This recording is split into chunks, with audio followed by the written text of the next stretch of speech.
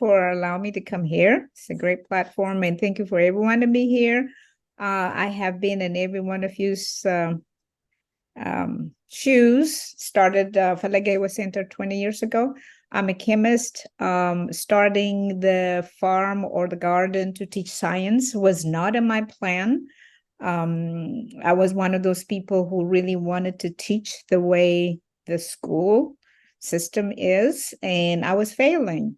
And so a few months into it, I was ready to give up when I started saying, you guys, what is it that I can do? I'm doing a lot of fun science, and what do I have to do? And this girl raised her hand and she said, I don't want to be a scientist. Can we just plant flowers? So I got my best education from that. Simply realized I have never asked them what they want to learn. It was an after school program. Of course, all of us know why they're not passing this. We all know all of these things and we have the solution. But that wasn't it. So when she said that, I said, wow, okay, I'm a chemist. I don't know how to do plants, but I have to partner with other scientists who know plants. See, partnership from day one. So that girl taught me what to do, how to teach in the atmosphere where I'm right in the middle of Indianapolis, the city, and Mondale Brightwood, very much of the urban setting and a lot of at-risk youth. So it was very important for me to listen. So once I got my lesson, everything becomes, what do they want to learn? From that, got scientists to learn to just really teach them how to do plants. Then we added all of the science. We had energized students. They loved what they did. We listened to them. Then from there, we went to partnering. What else do they like? How do we bring somebody? The boys were telling me, I just want to play basketball. Then I have to find scientists who bring basketball science. When you jump high, how high do you jump? What about the ball? How does it need to be this way, that way, that way? They got excited. There was a girl that says, I just want to be a beautician. Well, no problem. There's a lot of science into that. So going into what is dear to their heart and pulling them in, they became the teachers. They became the planners. Then when they start liking us, guess what happened? All of a sudden, they'd be asking us, are you coming next week? Are you coming next week? And we thought like, okay, you guys, of course we're coming next week. But this girl said, why do you ask me? When I asked her that, she said, well, you know how programs are. You're going to be here about 6 weeks, 8 weeks. We don't know where you're going to disappear out of our life. Ooh, what do we have to do at that point? I need you to sit down and make plans with us. This is summer, you're planting. What do you want to do for the fall? What do you want to do for next spring? Then we even stretched it. They were 4th and 5th graders at that time. What do you want to do when you finish 6th grade? What do you want to do 8th grade? What do you want to do when you finish 12th grade? So we start making them think that they need to start thinking long-term with us, and we will be with you. That start building trust. So while they're doing that, of course, it grew, and here we are. And I can add a whole lot of little stories, but that's how it started. And I ended up not quitting because of that 4th grader. So it really is the 4th grader that started the program because it wasn't my idea. Okay, so you have this urban farm in Indianapolis, Indiana, and you started it, what was around 20 years ago? 2004, yep. Okay. Years coming up. And you had endless resources, all the money in the world. It was easy from day one. Can you kind of orient us a little bit into what it was like when you started and how you started getting your first few grants? Yeah, it looks like it was a piece of cake, but it was a lot of heartache. It really, once I got into it, they got interested, and then kids start coming. The heartache is there's no money, okay? Because I don't have any information on how to apply for grants or how to do it. As a scientist, I know how to pull data, but really, I just do not know how to deal with grant. So no money, but what really saved us is a lot of volunteers and partners. So initially, we started with that. The people were coming in. Yes, I was putting all the money. Then what I did was I want to know what if I go for a grant, what do the grants want from me? Then I had to study them because the main thing is, who are they? So learning their mission, what are they looking for? Then I said, okay, that's what we're doing, and I can put that in. So I went only for about maybe 1,000, 2,000 kind of things because I needed to learn how to write the grant. So I went after a lot of small grants so I could really learn that. But guess what? Even after I studied them with the first $2,000 grant, there's so much paperwork. I had to get the students registered, make sure that their attendance was taken. Did we have all the paper? By the time the grant report came up, and then I'll find out, oh, great, what happened to so-and-so's paperwork? Where did it go? Well, maybe we didn't collect it. So it was just a nightmare having all of those overload admin stuff that we really needed to do. And top of that, then I had to learn, wow, our students, where we are,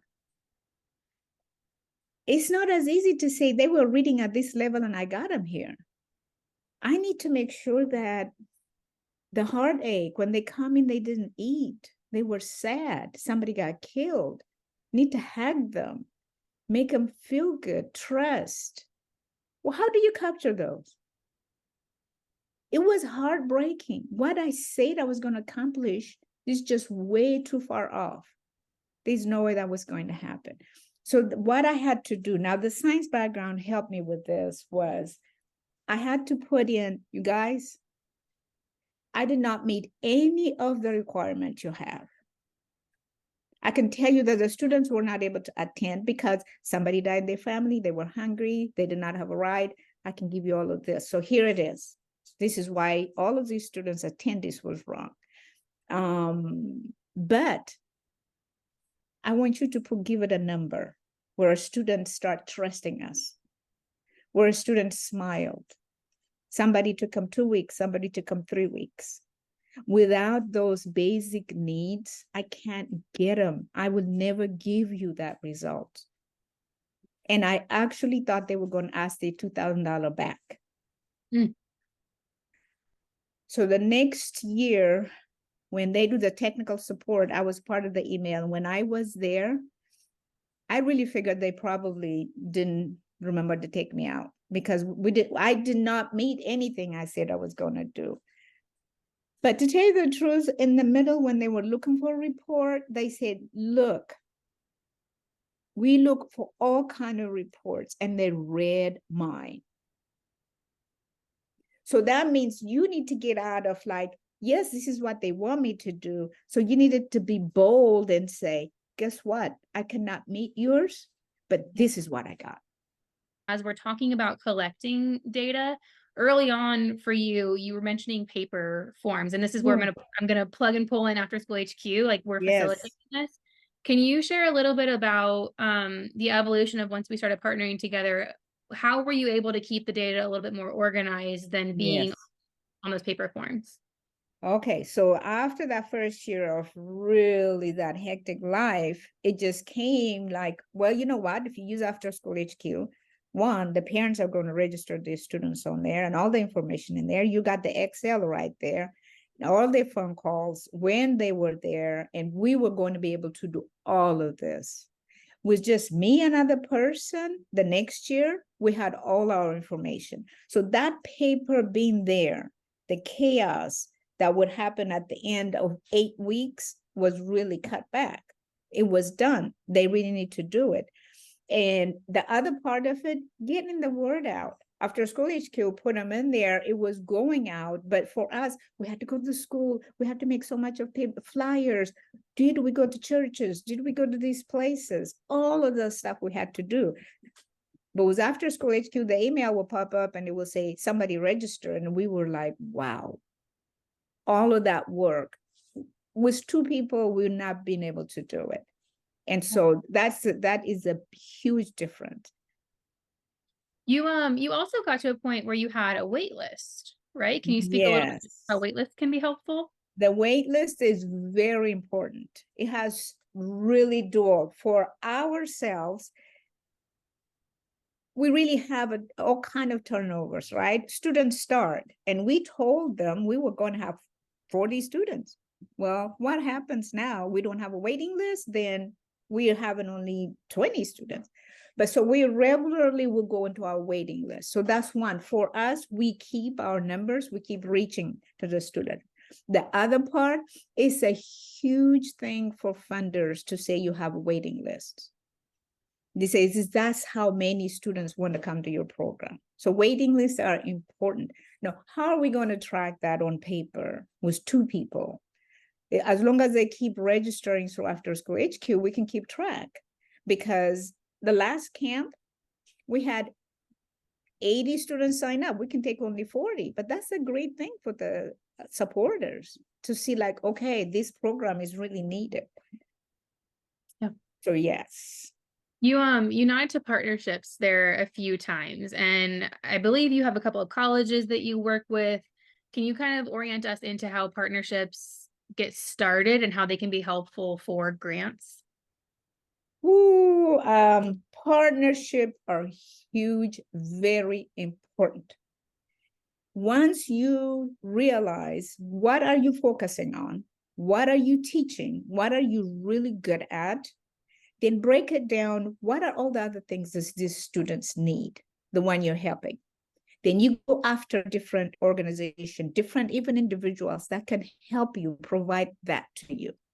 So you do what you're good at and you partner with everyone else to provide the full, whether it's another organization, a church, individual, you will find it. And partnership is important. Partnership is big money because for grants, during report time, or even when you apply, you will say, I need you to give me $10,000, but the program really costs 20.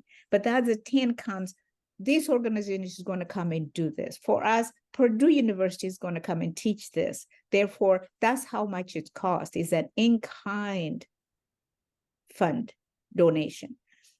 Different universities, different individuals are going to come here and help. We have volunteers that are going to come and help. That becomes the in-kind part. And those organizations, those partnerships, they also grow on their own because they really needed to do that. So the partnership helps you to provide all the different aspects of one child needs. It is the whole child. There is no one organization that could provide all of that. So I'm very much like to go everywhere and teach about how our partnership got built up. We are very big. We have a lot of partners who do so many things for us. I mean, I can spend a whole day on that, but I'll be very happy to help anyone after this with any questions. So can you help me kind of fill in some color here? So you're in Indianapolis and you have this urban farm. There's this plot of land.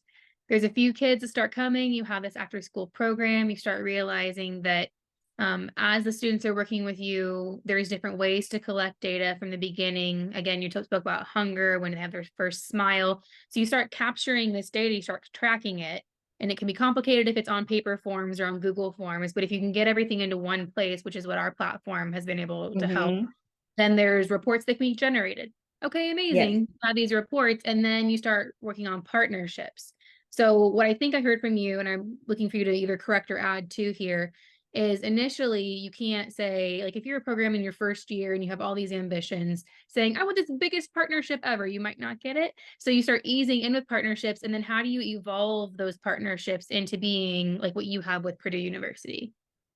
So the way you evolve the partnership, you always look at them. So with our students, each individually, what is their passion? What do they like? We go after that. We develop who they are. It's a scientific theory. What is it that you like to do? How do you want to go forward with that? The same with partners, the same with volunteers. They also want to do what they are passionate about. So you give them that part. Purdue University does agriculture and they love doing that. We give them that. They love to come and really follow. They want to do research. We give them that. So they are very dedicated. They will do the research. They will give us the research data. Now, I want to get into the research data. When you partnership, you have to also be careful. We want to provide our unique data to be shown. There is no model out there to show our urban youth, our own children, exactly the impact they make. It's not out there. I was tired of trying to fit it in.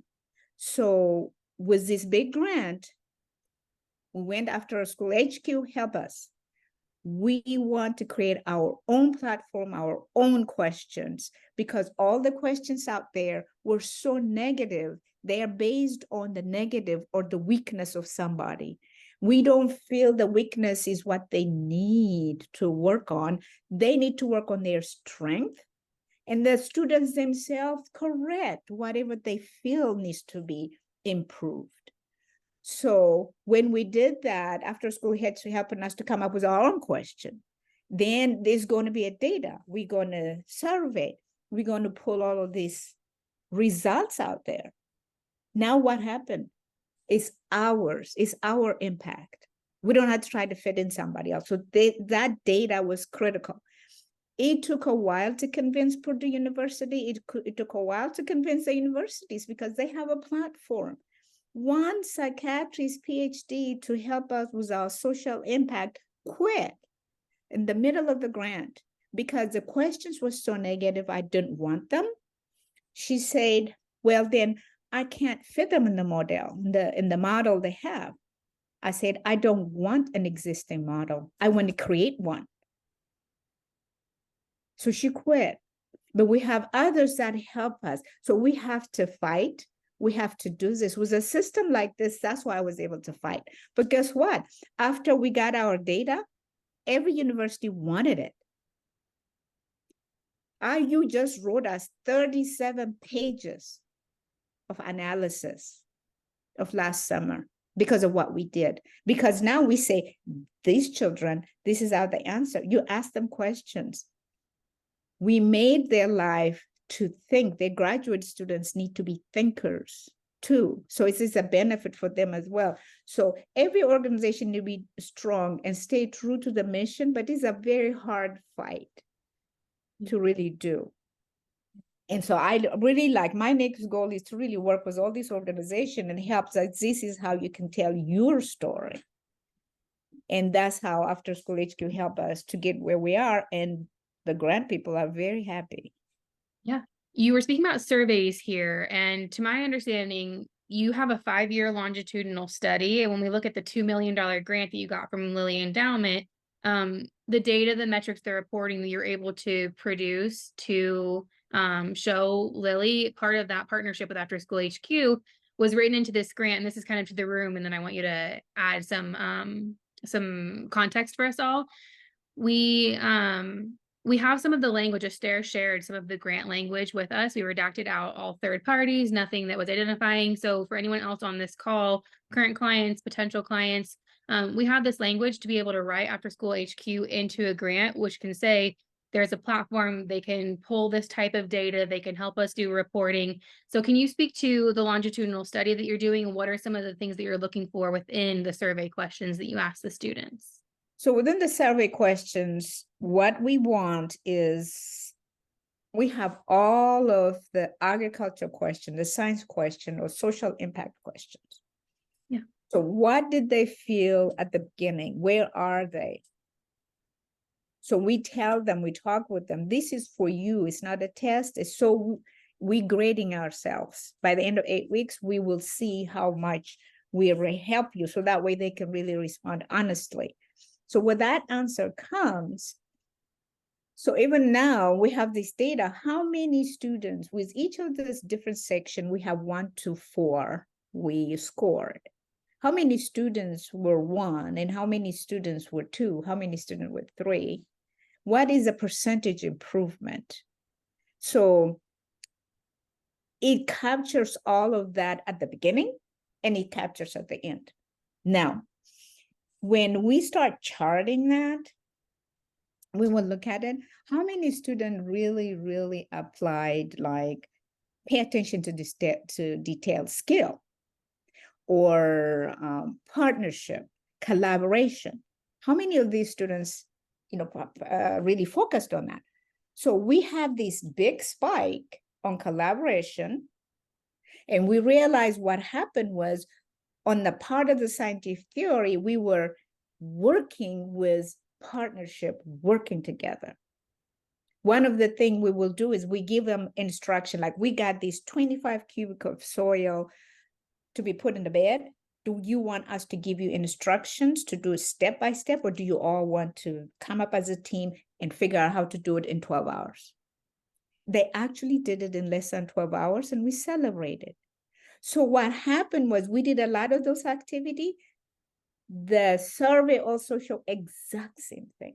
The big spike was on collaboration, teamwork. Those were really spiked. Okay, when that is spiked also, the form will tell us, we can go, I wonder what are the students? They say they scored high on those. We find them individually as well. Then we say, okay, you have been good at this. What about mentoring so-and-so? So not only does it give us the general how many students are increasing, but we also pull the students out to be leaders to help others. So the data can go as specific as you want it, as general as you want it. Oh, Detroit. So I'm imagining for like math programs for underserved communities that there's like, whether someone wants to go into a trades program or they want to go into academia, whether like future outcomes too. Is that something that's within the survey? This is kind of my last question before we can open up the room, but. Exactly. Now, when you're really doing all of these surveys, just like, the lady that's doing the math and then the art, it also has different area they're interested in, and you find that through the survey. So not every child is going to be the artist, not every child is going to be a mathematician or a scientist, but when you find that, that's where your special volunteers come in. All of a sudden, we had a student that was interested in pharmacy, and we found it because of the survey, and then we said, oh, this is great, let's find it like Lilly Pharmacy people to work with her. Now she's doing her PhD. And so it helps you to hone in for a specific guidance, a specific mentor into that interest, because they scored high on those numbers. So all of these, especially the organizations that do life skill, these surveys are critical because they help you what life skill they really get good at. And how can we help them how to bring the other one up? Or how do we want them to use that to help others? So it become like they become your assistants in the program.